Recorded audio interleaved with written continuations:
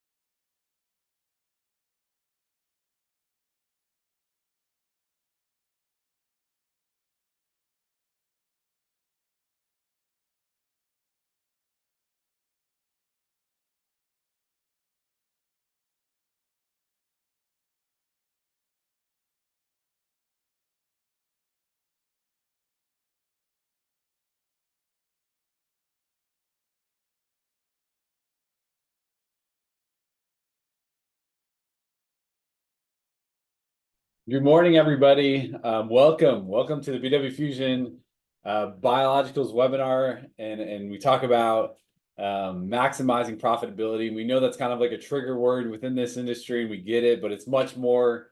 It's much more than just maximizing your profitability. We know efficiencies go into that. We know there's a whole variety of variables with that.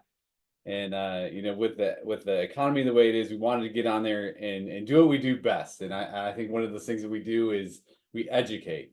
And that's what we're going to do today. We've brought on the best of the best in terms of our worlds and from an agronomy standpoint to really just talk to you guys about biologicals and how they can help you and during these kind of downturns and just other options for you in terms of your operation. So kind of get right into it. Who is BW Fusion, right? Just so you guys that don't know that are on here, we're about challenging the conventional agronomy and kind of revolutionizing the agriculture industry. And that's why we're here. That's why you guys are here.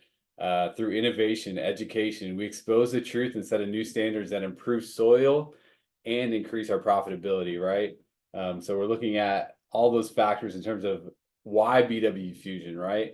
One of the cool things about being able to work at BW Fusion is it being a family owned. When you see BW Fusion, you're seeing not just a bunch of products or agronomy stuff like that. You're seeing family, and with that family comes a lot of other things. But the one cool things is we are the manufacturer. So when you get a BW Fusion product, you're getting a BW Fusion product that's been manufactured by BW Fusion, made in the USA. And that's something that we really take pride on. The other thing is, right, the product's got to work, right? And I can tell you guys all the products in the world, but if they're not performing, it doesn't really matter. And we're obsessed. We're data-driven results. And one of the things we do is we know we're eliminating the guesswork. We know that profitability requires getting the most out of every inch of your farm.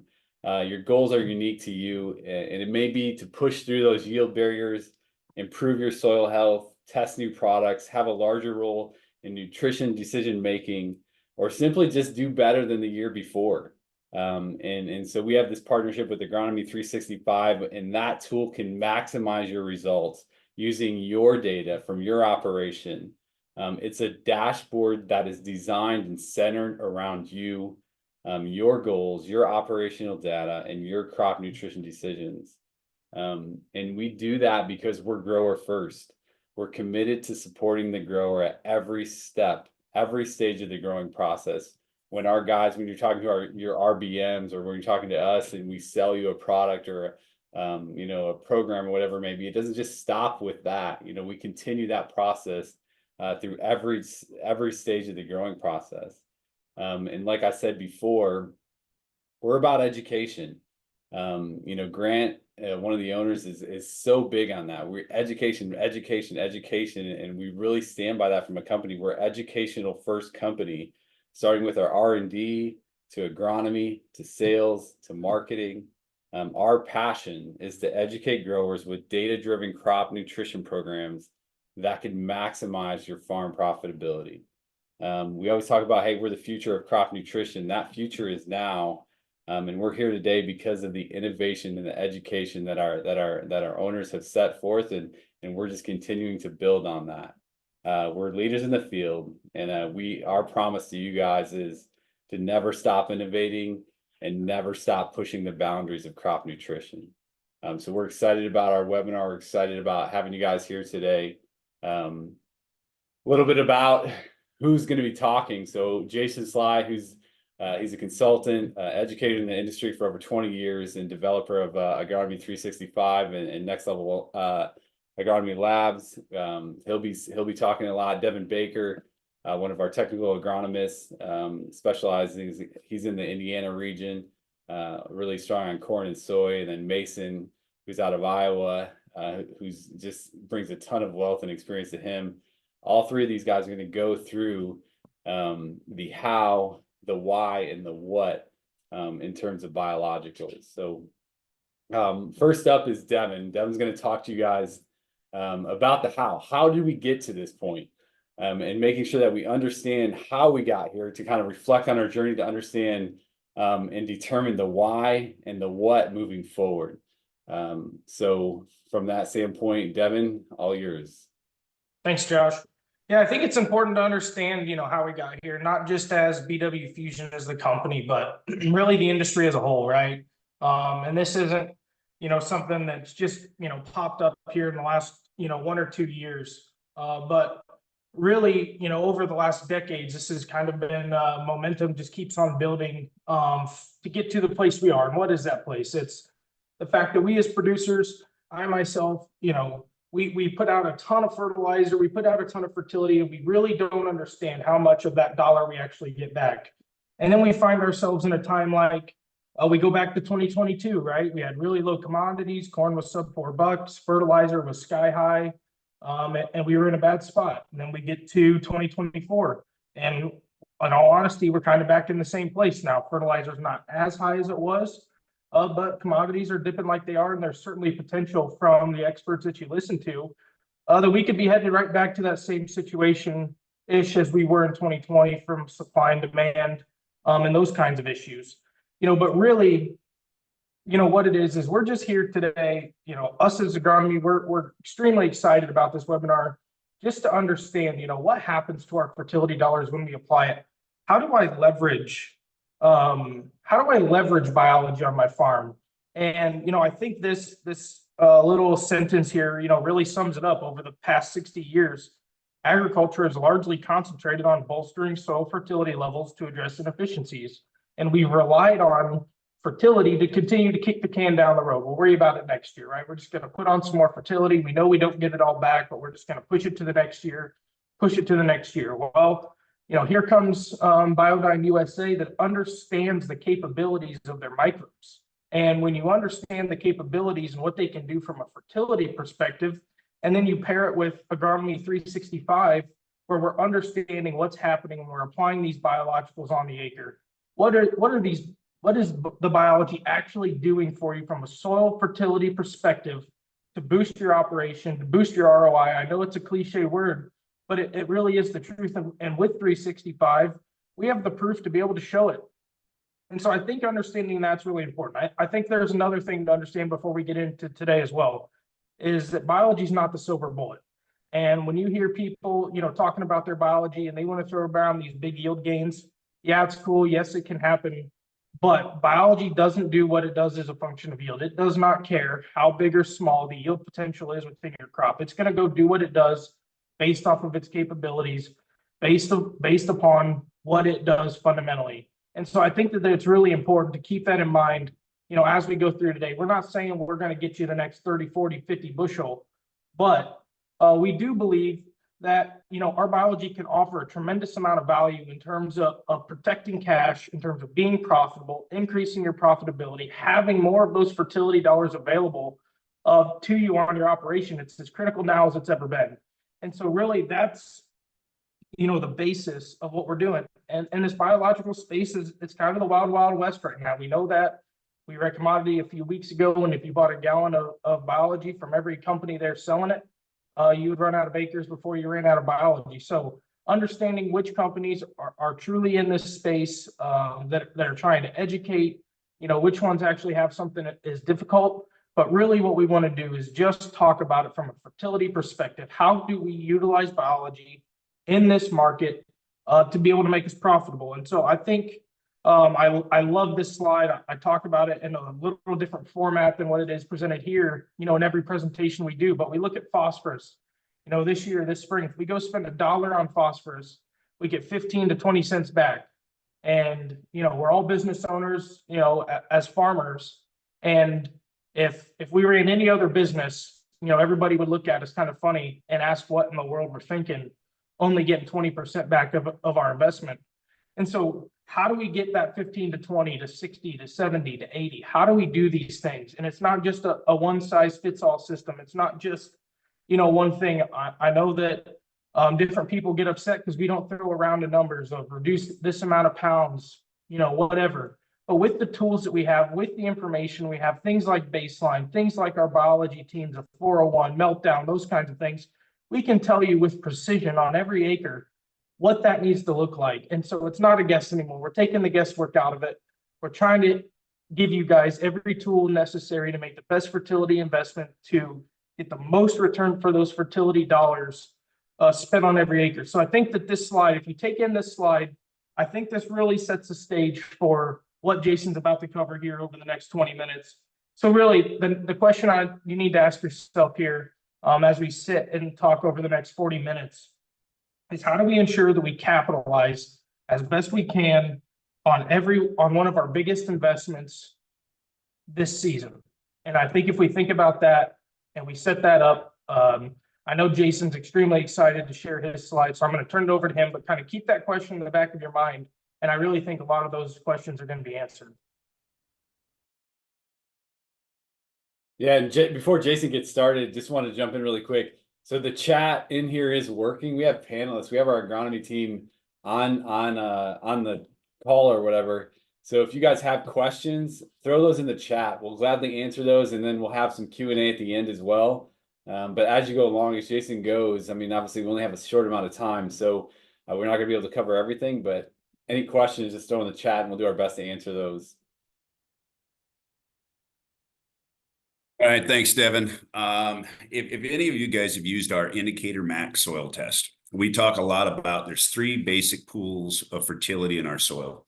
We've got our total pool, we've got our extractable pool, which is the pool that's been focused on the last 60, 70 years. And then you've got the plant available pool. Really what this slide's here to tell you is that when we invest $100 into our crop fertility, basically $20 as an average is going to make it into that crop. So what happens is we're buying, good quality product. When you buy MAP or DAP, you're buying available phosphorus. But once we've applied it to that soil, fertilizer plus time in the soil equals tie-ups, right? We understand that our efficiency drops every day after that fertilizer's been applied, right? I mean, we had absorption, which again, that's when your nutrients tie to organic carbon in our soils. We've got fixation, things such as when phosphorus is applied, it fixes with aluminum or iron or calcium. And then clays, right? And get trapped inside our clays. So again, when we apply this fertility, it's 100% available. And our plant available pool does go up.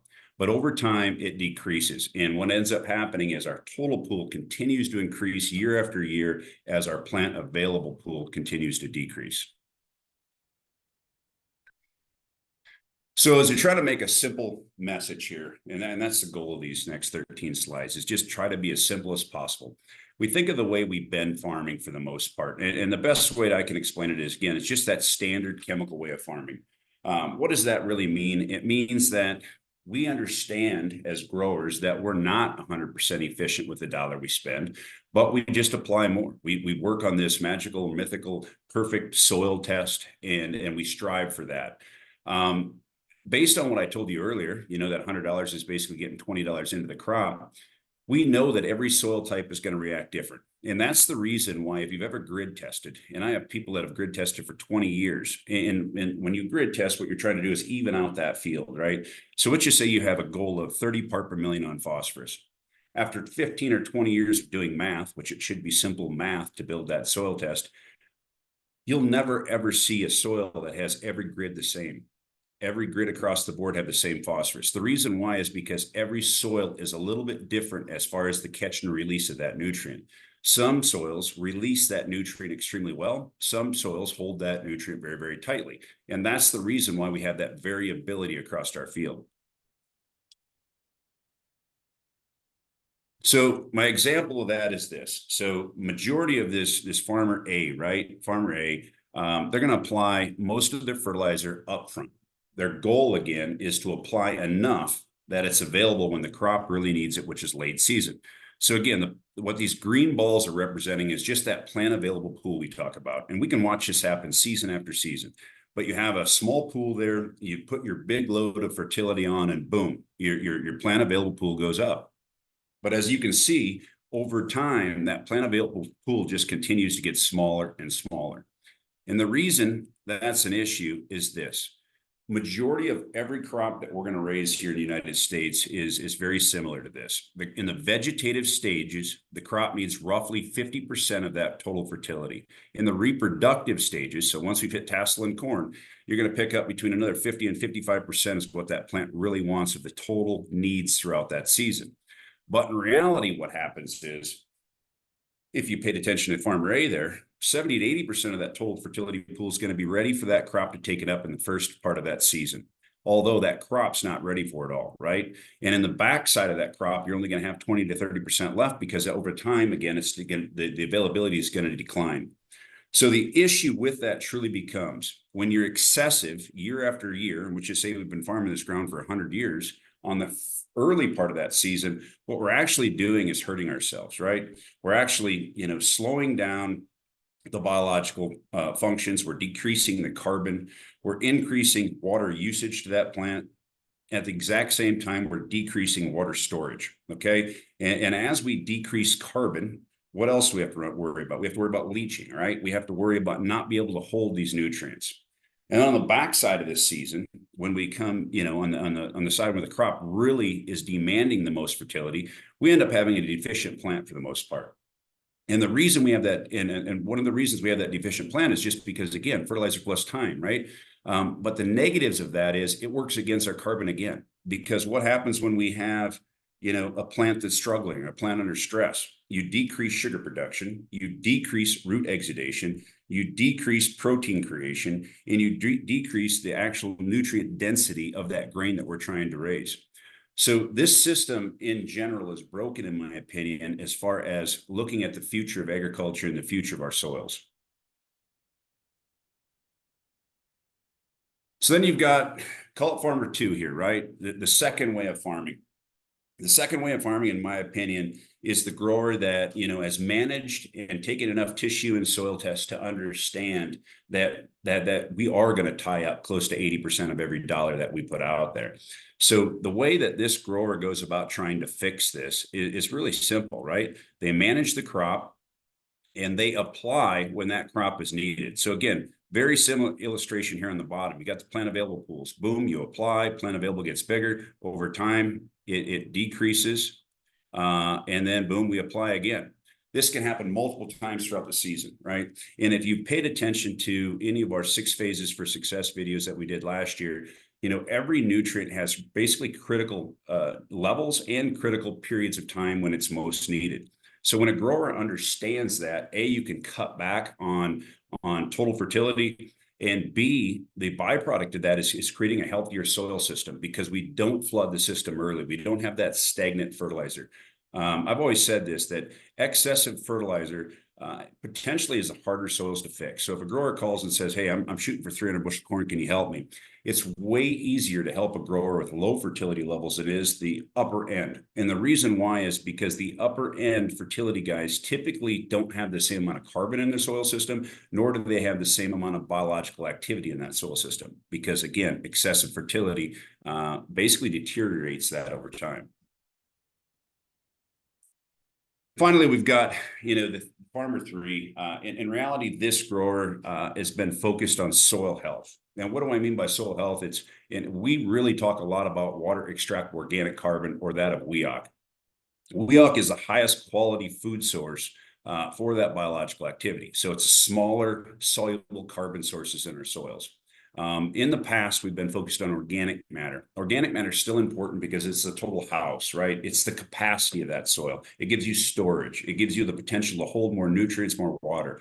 But when it comes to, mineralization and nutrition, the form of carbon we really pay attention to is WEOC. And to be completely honest, if you look at, tens of thousands of soil tests across the United States, the most efficient thing we need to produce a crop is that of WEOC.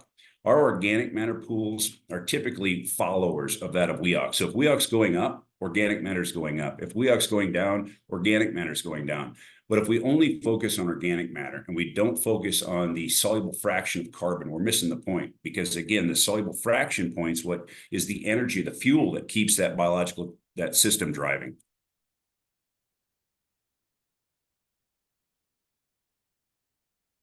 So for simplicity, I want you to understand it like this. When we're in the lab and you get a measurement back from us, it's going to be HT3. HT3 is that of the CO2 capture over a 24-hour period using a LICOR machine. The reason we do this in the lab is because we want to understand how well your soil is functioning. Okay, so the size of the engine, again, the engine, meaning what's driving the nutrient release, is that of your biological family. The higher that engine is running, or the higher the engine capacity is on that thing, is the better you're going to do at solubilizing nutrition. So again, when we talked about, we have nutrients that get absorbed. What's that mean? They're tying to your carbon. We talked about nutrients being fixed. What's that mean? It's chemically bonded to another nutrient within that soil system. What drives the release of that? What drives the release of that is actually the biological activity. The higher the biological activity, the more enzymes that are created to break down the fixation, and the more enzymes that are created to break down that absorption. So, because again, it's going to feed off of that carbon and break that loose. So again, the simplicity of thinking about it like this, the more bios we have in our soil, the bigger the capacity, the bigger the engine, the more horsepower our soil has. And again, if you're used to our soil test, the HG3 is what we're paying attention to here. Typically speaking, the higher this number becomes, again, the greater the engine, but the greater the size of the engine. We really like to see this number 80 plus. We can see it as high as 200, but for the majority of soils across the United States, we run around a 25 to 28 average. And then finally, the WEOC, right? WEOC, in my opinion, is the fuel that runs the engine. So you can have a gigantic engine, but if you don't have the fuel to last all season long, that engine will sputter. And that's exactly what happens in traditional ag. We have this gigantic volume of free fertility that's available to the crop early season. By the end of the season, like we showed you earlier, the plant available pool gets smaller. The reason it gets smaller is because the biological activity drops. The reason the biological activity drops is because they've consumed some of this good free fuel that keeps that engine running. And by the end, we end up being energy or fuel deprived. We're starving that biological system of food or fuel to run. There's a lot of ways to fix this, and we'll try to walk through this a little bit deeper as we go. But what we're talking about here isn't just the WEOC part per million, which a lot of people show and recognize. What we want to understand is our WEOC divided by our CEC. So we call it a CSAT score. The higher that becomes, the more functionable that soil is, because A, it brings more diversity to your platform as far as biological activity and bios in general and families. But B, because that system lasts longer into the year. It's very, very rare that when a grower sends in a good soil test versus a bad, meaning high yielding versus low, that we ever see nutrition being the big, the big change as far as, again, my lowest testing soil typically is my higher yielding soil. My high testing chemical soil is typically my lower yielding. And the reason why is because good soils that produce good crops release nutrition faster. The reasoning it's releasing nutrition faster is because it's got a bigger engine and it's got more fuel to keep that engine running deeper into the season. So again, when we compare things, when we were at Commodity last week, we had a grower that came in and showed us that their WEOC divided by CEC was 19.6. So extremely high, okay? Exactly where we want to be in that 15 plus range. Traditionally, we're closer to 7 or 8 for an average. But when you get into that 15 plus, things really start to work. And what this grower was showing us is basically that he was releasing between 100 and 400 pounds of nitrogen throughout that season. The reason he was releasing that much is because traditional soils run out of fuel, again, WEOC, by about midstream. When you have a soil that has the capacity and the fuel capacity to run that engine deeper into the season, you get nutrient release outside of just your standard May and June when things are good, okay? So when things get tight, that plant gets under stress and it has less root exudation because, again, root exudation is driving some of this fundamental things we're talking about. It releases acids to break some of those bonds down to free up fertility. It releases sugars to drive, again, sugars are part of this fuel system to drive the biological function. Those are the things that create that availability late. So in reality, what we're talking about here is you apply a nutrient and over time it becomes unavailable. The biological activity, the engine then creates the enzymes that it takes to make those free and available again, okay? A lot of people focus on biological activity, but they forget to focus on the carbon that runs it. You can have the biggest engine in the world, but if you can't have enough money to put fuel into it, who cares how big that engine is? You're not going anywhere, right? So pairing the unavailable nutrient with the engine and the fuel ends up creating a healthy crop. When you create a healthy crop, what it actually does is creates a cycle, a system in that soil that replenishes its own fuel. Because the healthier the crop, the more sugars that are produced, the higher the WEOC becomes. It's the same reason why people use cover crops, right? People use cover crops because they have a diversity of things to capture sunlight and create sugars. You can do very similar things with good crop rotation and creating a healthy plant. Mason, the guy that's going to do the rest of this presentation, shows a terrific example of this when he shows a foliar feed on corn and how the following year, he foliar feeds corn in 22, the following year is 23 soybeans, and he can still find higher yielding soybeans behind that corn crop. The reason why is because he made that plant so healthy and happy that it shared a lot of the sugars it created. And when it shares that sugars, you're building the WEOC. What drives the system is WEOC. The byproduct of good WEOC is biological activity. The byproduct of good biological activity is available nutrients late in the season. And the best way to explain that is just this way.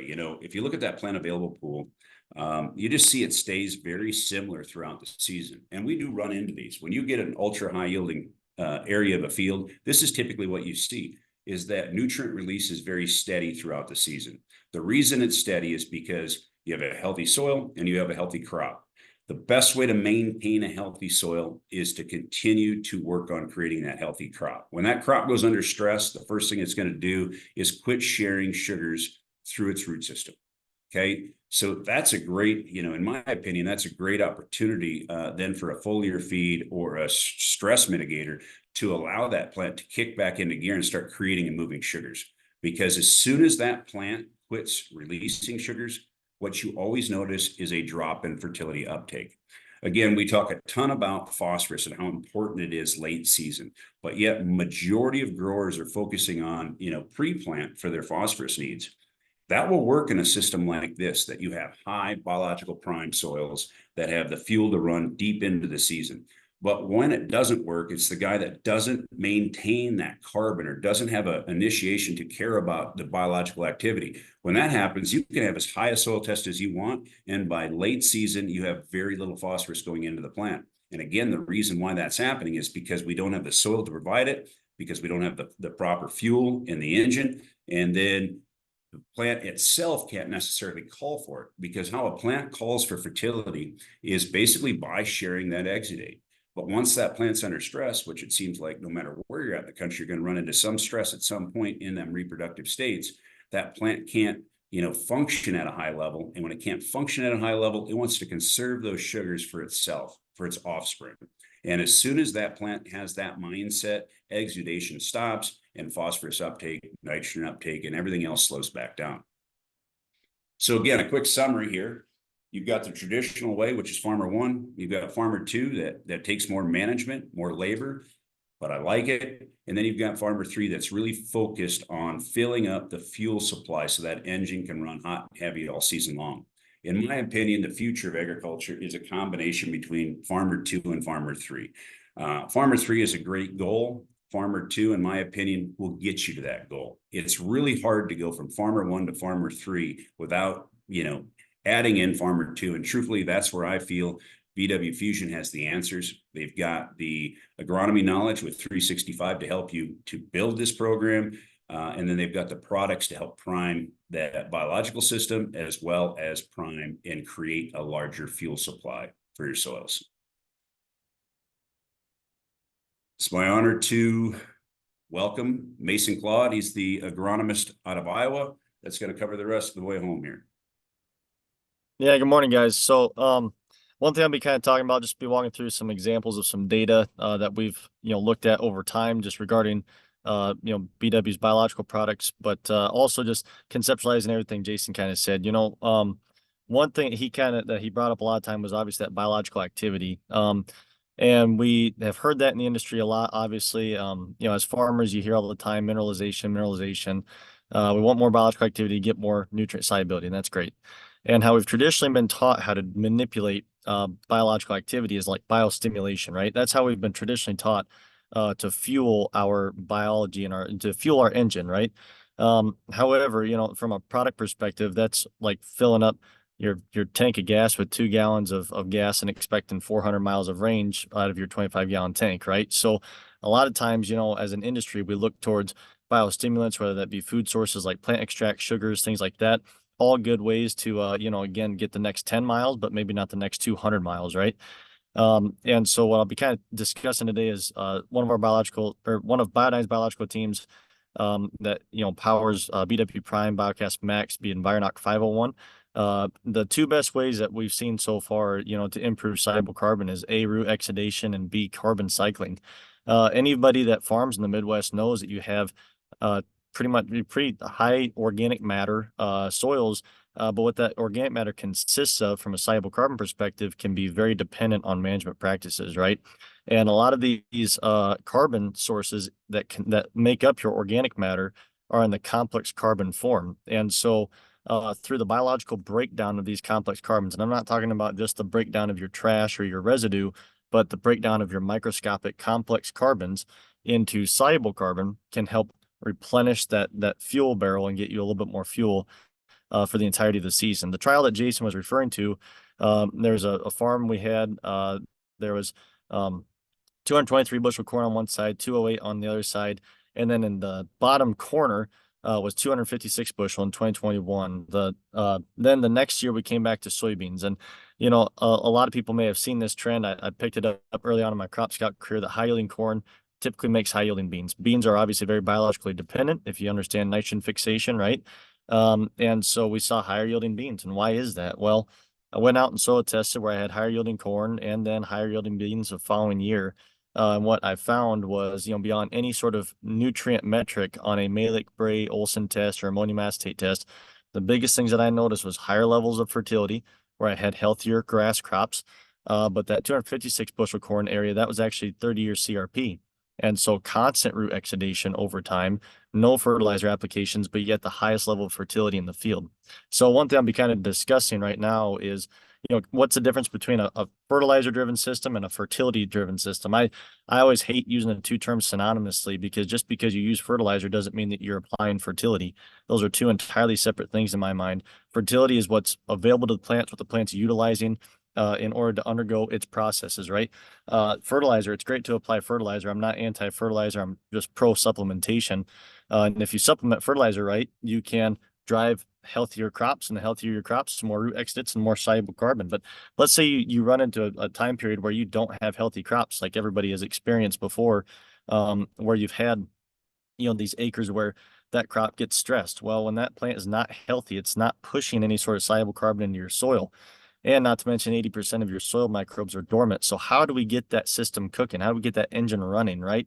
And that's where utilizing some biological teams that can cause the breakdown of those complex carbons, again, powered by Environoc 501, you can get higher levels of soluble carbon throughout the season without relying on that healthy root exudation, because let's all face it, that crop is going to hit some sort of stress at any given moment. You hear all the time at some at agronomy meetings, the highest yield potential of corn is found in the bag, right? The second you put it in the soil, you lose yield potential by 300 bushel or something like that. It's kind of what everybody says. So again, that stress is always going to limit the health of that crop, and therefore limit the amount of root exudations. How do we overcome that? How do we supply enough fuel for this system to drive more available nutrition? This is an example of a soil test.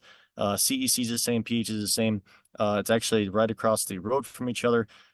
Same exact management practices for probably the last 50 years. And one thing that's very interesting to me is the braid test. It says 23 part per million, which is, according to university recommendations above 18, you see little to no yield advantage to applying MAP. Is what Iowa State's study said. The replicated study, about 9-year study that they released last winter, showed at about 18 to 20 part per million, you didn't see much of a yield additive effect. However, from a H3A level, so total H3A, that's your Haney extraction. That's what that extraction is, emulating root exudates that are breaking apart, phosphorus and showing what's truly available to that plant. And even though it's very high in that scenario, we still have lower levels of available phosphorus, right? It's 15 part per million available phosphorus. That is a fertilizer driven system, that's a chemically driven system. One thing that'll drive you nuts when you start diving into how chemical extractions were made, Bray-Malick-Olson tests were designed specifically, those compounds, those acids are designed to specifically break apart phosphorus and calcium, iron and phosphorus, aluminum and phosphorus. And so by breaking down those specific compounds, what you're actually measuring is what's tied up with counter ions, like what Jason had mentioned. You're actually you're measuring what's tied up, not necessarily what's plant available. It's extractable, no doubt, like Jason had mentioned, but you require an engine and you require plenty of fuel for that engine. This is a biologically driven system. This is what we really want to see on the Agronomy 365 side. We look at soil tests quite a bit, and this is what better fertility looks like. It's still, obviously, as you can see, 23 part per million on the Haney extract phosphorus, higher level of phosphorus. However, your braid test is half, right? Your tied up phosphorus is half as high as the previous example, but yet you have more plant available phosphorus in this test. And what caused that? What drove that? Same pH, same CECs, very same exact kind of situations. Actually, this was done through Baseline RX, looking at similar soil zones, again, separated nothing but by a road. So very similar soil properties. So what's the difference? And the difference is that soil number 2 has got higher levels of WEOC and it's got higher levels of biological respiration because we have fuel to feed that engine, right? And so, again, what we get out of that is that biologically driven system where we're preventing tie-up by holding on to soluble nutrition with soluble carbon, but also feeding our biology in our soil to cycle, to create more enzymes to break apart tied up nutrition. So that way we don't have as much tied up phosphorus to calcium, iron, aluminum, but we have more available to the plant, is what the overall goal is by having more WEOC and by having the right microbes creating the right enzymes. One thing we talk about that BW quite a bit is having the correct enzymes being produced. Like I mentioned, 80% of your soil microbes are dormant, and simply applying microbes does not guarantee you enzymatic function, right? If you just apply microbes without knowing that they produce phosphatase enzyme or, specific enzymes that break apart cellulose, lignin, and chitin, if you don't know what the functionality of those of that bacteria is, then you're simply going to probably increase biological activity, but you might not see a relationship to your nutrition maybe if the proper enzymes are not being produced, right? So just another thing to keep in mind when it comes to inoculating with beneficials is understanding the functionality of those microbes, as well as how are you going to sustain these microbes? How are you going to feed these microbes long term? This is some data at a northwestern Iowa to north central Iowa. This is across 20 fields. All of these have adopted our Baseline RX program. This is looking at all 5 soil zones. And what this really is, this is again not an anti-fertilizer conversation. This is a pro-fertilizer efficiency, pro-fertilizer supplementation.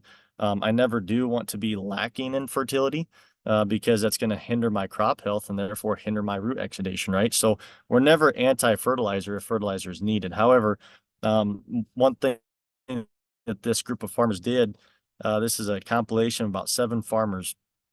And this is, again, 20 fields, like I had mentioned. And all of these guys have went down to 0 pounds of phosphorus applied. No manure applied, no real significant manure history at all. Maybe quite a while back, but nothing in recent history anyway. And all of these fields, again, no phosphorus applied since 2020.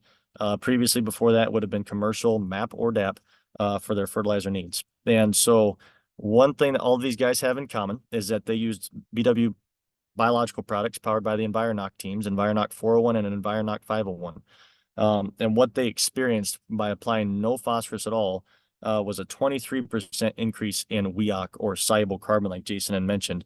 Again, this is powered by that Environoc 501 team that's found in Prime, Biocast Max, that will solubilize those complex nutrients or complex carbons into available carbon that the biology can use as a food source. Then what that led to, again, by inoculating with like Environoc 401 teams, they ended up seeing a 75% increase in plant available phosphorus.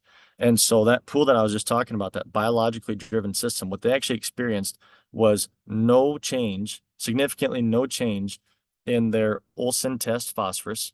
And they saw a 75% increase in available phosphorus. No mining whatsoever. If anything, an increase of phosphorus in their system across 4 years of no MAP or DAP applied, no phosphorus whatsoever, and still experienced that increase. Now, again, am I saying everybody should just drop everything, stop wasting your money, you've been scammed by fertilizer? Absolutely not.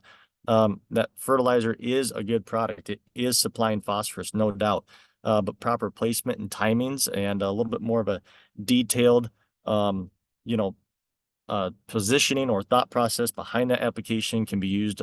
You can use Agronomy 365, but with the very least with the biology, one thing you can know from this data set is that we are solubilizing and holding and fueling a biological system very sustainably that can, again, solubilize out a boatload of nutrition with little to no cost to you as a farmer who's already applied that nutrition. Again, if 80% every single year is getting put back in your soil, and soil was as simple as a math equation, that's a lot of phosphorus. And a lot of people say, well, at least it's in the bank account, but it's like it's in a bank account you forgot your PIN to. You're not going to access that until you get your PIN, right? And that PIN is WEOC. How do you get more fuel for that biological activity than that soluble carbon? So through that soluble carbon, what we've been able to do is hold more nutrition, build soil resiliency, so that way you are less prone to adverse weather conditions. So that way that crop can continue to mineralize and solubilize and hold available nutrition for longer periods of time, preventing tie-up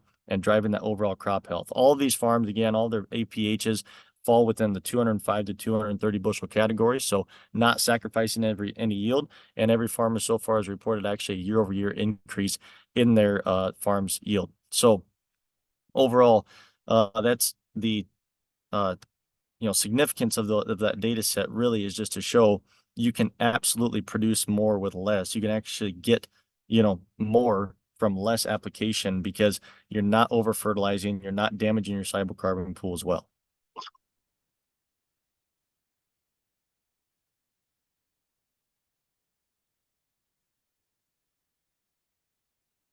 Yeah, with this, I'll hand it over to Jerry Burton, President of Sales, to kind of close things out and recap.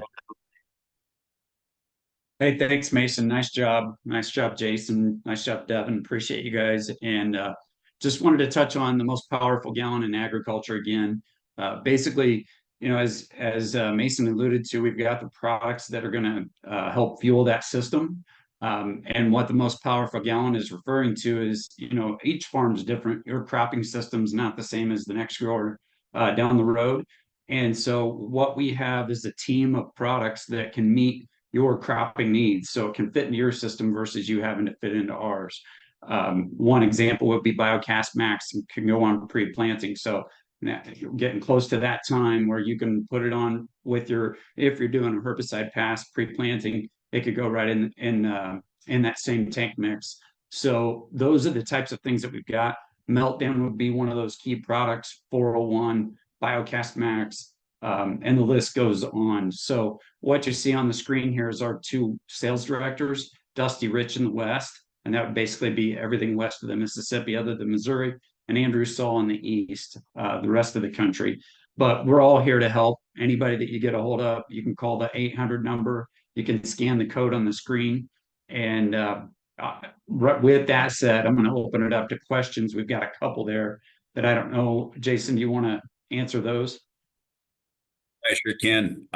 So the first question is, if you have high fertility, do you need multiple passes of humics and or sugar to keep the crop working well all season? In my personal opinion, the humics are great, fulvics are great in the fact that when you put them with the fertility source, A, they can keep them, freer as far as availability because they don't allow the absorption or fixation as quickly. B, you can then utilize some of that carbon for a biological food source, but it's not necessarily going to be the thing that gains big jumps in WEOC. Okay. And as far as the sugar goes, I like to use the saying that, if I'm a dairy producer, I don't feed my cows milk to produce more milk. And that's really what a corn crop does. It produces sugar. It's like, a thimble full of water thrown into the ocean when you're foliar applying sugars. My answer to that truly is stimulate the crop, find out what it's missing, fulfill that deficiency and allow that crop to do what it does best, which is capture sunlight and create its own sugars. It can create so much sugar that you'd be out there with a sugar truck every week just to keep up. So does it help? It does. It helps conserve, but it doesn't necessarily help build nearly as much of that as a crop rotation, nearly as much as managing your nitrogen in your application timings, nearly as much as handling the stress of the crop or fulfilling the deficiencies of that crop so it can maximize its own photosynthesis. Do you see any correlation in yield to higher CSAT or WEOC? That's absolutely. It's a direct line. It is extremely rare not to see a direct yield relationship to WEOC divided by CEC. We've actually grid tested fields and just ran WEOC divided by CEC and then compared that to the yields within each grid, and you can pair up a field almost identical. So it's rare that that's not the case. There are some scenarios where potentially that wouldn't be, and I can explain them. That's when your pH is going to be very high or very low. There are some times there that just because of the pH, it limits the amount of families per se that we can create of biology that are happy in that environment. But outside of that, it's a direct relationship. There's another one here. What types of products are soluble carbon that you are talking about? Again, there's a lot of soluble carbon. Amino acids are soluble carbon. Fulvics are soluble carbon. Sugars are as well, like we talked. I don't want you to get, down that rabbit hole that you think humates are one, I guess, that I can say that I've truly watched to build WEOC. The issue with humates are, going in front of a corn crop, you've got to be careful because, the number one tie-up of nitrogen is that of carbon, right? So you can overdo it. But in front of a soybean crop, per se, when you don't need, you're not adding in and you're creating your own in, those products work especially well because it takes 5 pounds of carbon to create a pound of nitrogen in a legume system. So the more carbon we have, the more nitrogen that can be created. But outside of that, we're really more talking about, how do you manage to bring up your WEOCs? And then secondly, what are the right bios to do it? So that question was asked earlier in the chat and Dusty did a nice job of answering that. But The meltdown, the primes, the biocast maxes, those are the ones that are really designed to free up carbon. And what do I mean by that? They basically work on that organic matter. Organic matter are large chains of carbon, okay? WEOC is small chains. So what's happening is the 501 team from those products are then breaking down that larger molecule of carbon in the organic matter fraction. They're freeing up what's binding, what's attaching the small carbons to make this large one, which is typically calcium and phosphorus. And then the byproduct is more available calcium, more available phosphorus, and then a bigger fuel tank because you're supplying more WEOC that allows diversity of microbes to work in your system.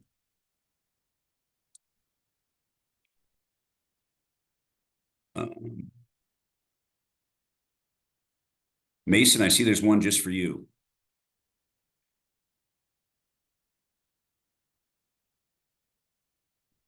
You want to answer that, Mason, or do you want me to go ahead? I think Mason had to go to that meeting. So. Oh, sorry. Mason, you touched briefly on microbes not always translating to enzymatic production. Are there specific things we need to be looking at on the soil test that will help us choose the right biological products for our growers? Yes, there are. When he's talking about that, first of all, sulfur. If sulfur is not available in the soil system, a lot of these enzymes can't be produced. So bios create that, but they also need the aid in some nutrition, right? Nutrition is part of the mechanism of creating these enzymes and making them function properly. As far as things to look at, again, what I like to look at, if I've got high WEOC divided by CEC already, to me, I'm going to go free that P, right? That's Garth's favorite saying, and that's because 401 does a tremendous job releasing phosphorus because it creates a lot of the enzymes that are necessary to do that. But if my WEOC divided by CEC is low, then I'm going to start with a product like a meltdown or a prime, just simply because it focuses on breaking down that large carbon to create a bigger fuel tank throughout the season. There are times that people add biology and they add the wrong biology, meaning that they're adding biologies that are huge carbon consumers, even though they already have a small fuel tank. If I have a huge carbon consumer, I apply it early in the season, I have a small fuel tank. What's that do? It makes my fuel tank extremely small by the time that plant really wants it on the back half of the season. So be conscious of paying attention to that WEOC divided by CEC. That really gives you the flexibility of understanding what bios to use and when. I would say too, anytime a microbe gives you something, if somebody's going to say that it solubilizes phosphorus, potassium, anything like that, anytime a microbe gives you something, the food source that allows it to do it is carbon. So when you're out in the marketplace and you're hearing these kinds of things and you're not sure what your WEOC divided by CEC is, it's just important to be cautious because anytime gives you something, nitrogen, phosphorus, potassium, anything, it's using carbon as its food source to be able to do it.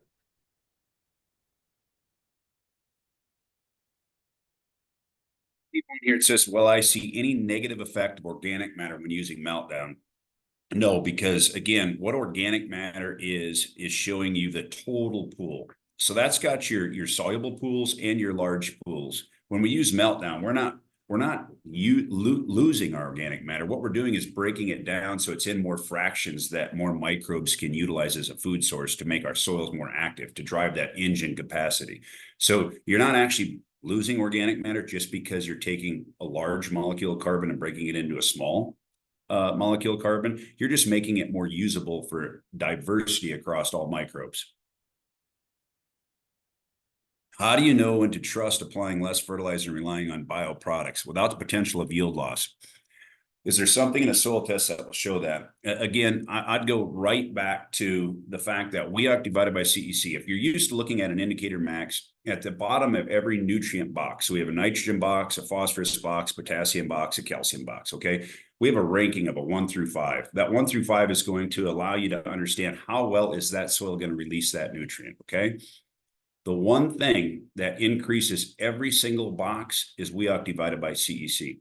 So again, the higher that WEOC divided by CEC, the higher potential that a consumer, something like a 401, is going to release enough plant food to make your crop, happy and satisfied. As far as yield loss goes, we really don't run into that as long as you're focused on the carbon first. And again, when you're choosing that biological to use, in my opinion, the first step, again, is looking at the weight divided by CEC. If that's my number one concern, is creating a big enough fuel tank to keep my engine running deeper in the season. If that's low, start with a 501 family. If you're starting with a 501 family, it'll never hurt you, and it will always aid in every nutrient you have in that soil system as far as release rates late in the season. How do you take a small step to try this system? As there is so much snake oil out there, it is hard to be all in on any new system. No one can afford to have a crop failure on a massive trial of a new system. A, start small.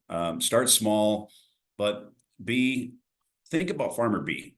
Farmer B, the guy that we talked about today, that's going to apply multiple times. In my opinion, if you're monitoring that crop, there can't be a failure. We've been down to 40 pounds of nitrogen in a soil system with the plans on coming back with another 60 and then another 60 late season. And we've never applied those extra, 120 pounds just simply because the soil was supplying it. But how did we know? We were taking soil and tissue in season. We didn't allow us to get, find out at harvest that we made a mistake.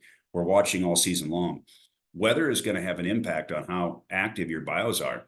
A, moisture dependent, B, heat dependent, C, the happier that plant, the more exudation, the deeper into the season we can carry the microbial activity. So weather has a play in that. But just a safe bet, in my opinion, the first year you're going to try bios is just cut back on the inputs to pay for that bio. If you're going to spend $15 on bios, cut back $15 across the board on your fertility. That's a simple way to start. And you don't have to truly have to even trust the system at that point. You're not taking too big of a risk. Looking at CSAT, are there some situations where meltdown only versus BioCast Max is preferred? That's a super question. And in my opinion, yes. Yes, if my WEOC divided by CEC or my CSAT score is less than a 7, typically speaking, having a straight 501 family with food sources is your best bet. So that comes back to a meltdown or a prime application. BioCast Max has a ratio of 401 and 501. The ratio is there to provide the carbon to keep the 401 happy throughout the season. But if I'm already starting on the low end of the fuel supply for that system, the CSAT, then personally I would focus more on the 501 and potentially even 2 applications. And what I mean by 2 applications is you could start with a meltdown in the fall and a prime in the spring, or you could start with a prime in the spring, and then when you're Y dropping your nitrogen or your potassium late in the game, you can add a little bit more 501 to recreate that fuel supply to again refuel your supplies to go deeper into the season. Yeah, good stuff, Jason. I think we're at a good stopping point. We're at time. So just thank you, obviously, Jason and Mason and Devin. Awesome job. We did record this. We will have this available, send it out email. So you guys have that for your reference, but we're here to help, man. We're here to come along and partner with you guys on this. If you guys have any questions, like I said, the website, you can get a hold of us, mpga.ag. You can go there, build your perfect gallon or the most powerful gallon for you. We have our sales director's contact information here, bwfusion.com. We're here and we're here to help. We're here to educate and come along as a partner in this journey. So we appreciate you guys spending an hour with us this week. We'll continue to do these webinars for you guys, put out more education as we get into the planting season and the growing season and harvest and beyond. So any questions, feedback, always feel free to contact us. And we look forward to next time. So thank you very, very much. And we look forward to it. Thank you. Bye.